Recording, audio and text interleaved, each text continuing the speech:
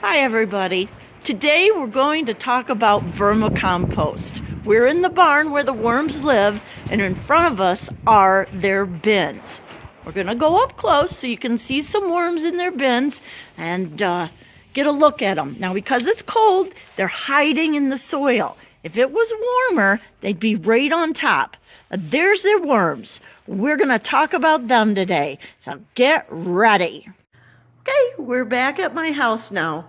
It's a little bit warmer in here, and I'm happy about that. So we'll start off the discussion with what's the difference between compost and vermicompost. Well, you see, compost has gone through a process where the microbes get active and it gets hot, kills the weed seeds and the pathogens, but you know what? It also kills a lot of the microbes. Now, as far as vermicompost goes, the worms are doing the work. They eat through it. They digest it goes through their gizzard-like digestive system, and all these wonderful beneficial microbes get added to it. And that is the huge difference about vermicompost. So if you have regular compost, that's nice, and what you can do is you can add some vermicompost or make vermicompost tea, and you can just zoop that back up and fill it with microbes. So when you think about vermicompost, think about eating yogurt. You're giving yogurt to your soil. You're just filling your soil with all those healthy things. Vermicompost also has humic and fulvic acids, enzymes, and plant growth hormones. So it's like a big old bundle all in one. So and that's that. So that's the difference between compost and vermicompost. Now, what does it do for your plants? Well, it makes them bigger and healthier because they can naturally get the nutrients out of the soil because they're going to have bigger root systems. They're going to be drought resistant because of those bigger root systems. Much research has shown that the plants can be resistant to pests and to pathogens. And we'll talk a little bit about that too. So vermicompost is very good for your plants. Now, vermicompost is all I use in my garden, and I have a lot of success. I have some failures, but this is all I use, and I really like it. So maybe it's something you'd like to try.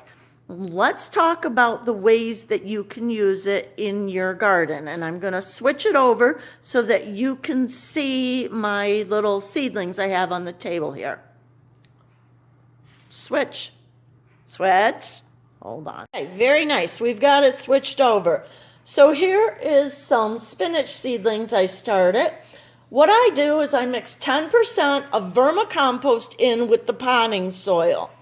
Now, one thing it does that's really terrific is it does help with damping off. Damping off is caused by a fungus. Researchers from Cornell have found that when you use vermicompost in your seed starting mix or your potting soil, the zoospores cannot locate the seed, so they are not able to infect the seed. There's been a lot of research done at some great universities, including Cornell, Carolina State University, Ohio State University, and many, many others. So that's one way that you can use vermicompost.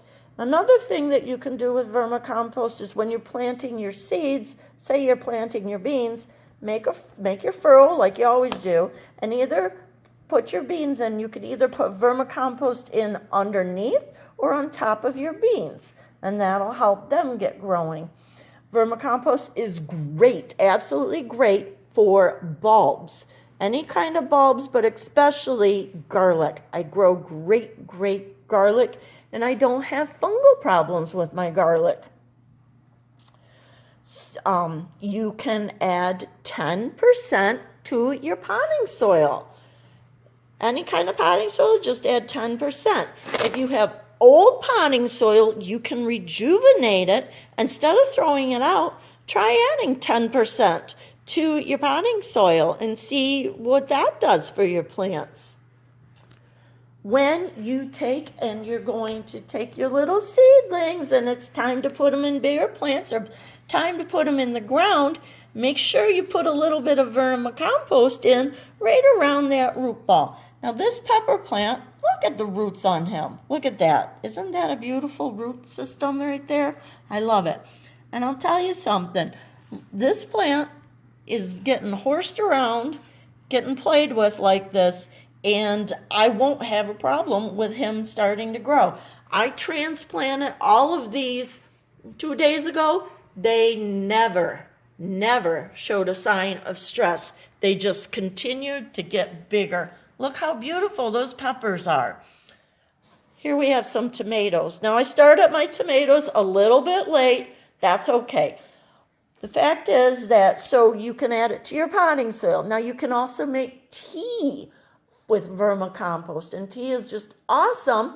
You can make it easily in a quart jar, leave it on your counter for 24 to 48 hours, and when you walk by, just shake it. And then you water your plants. You water your house plants with it or water your seedlings. You can also make more and water your outside plants with it. I had a terrific time by using it to fight the striped cucumber beetle. It was attacking my cantaloupe when I first started using vermicompost. And after using it twice a week for 2 weeks, I had no more striped cucumber beetles. But they did come back. They came back later. And you know what they did?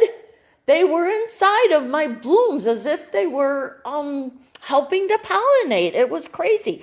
I do not have any striped cucumber beetles in my garden right now. And I think it's, well, right now, of course it's cold, but anytime, because I use so much vermicompost, scientists think that the striped cucumber beetle does not like the taste of the plant because it uptakes the vermicompost.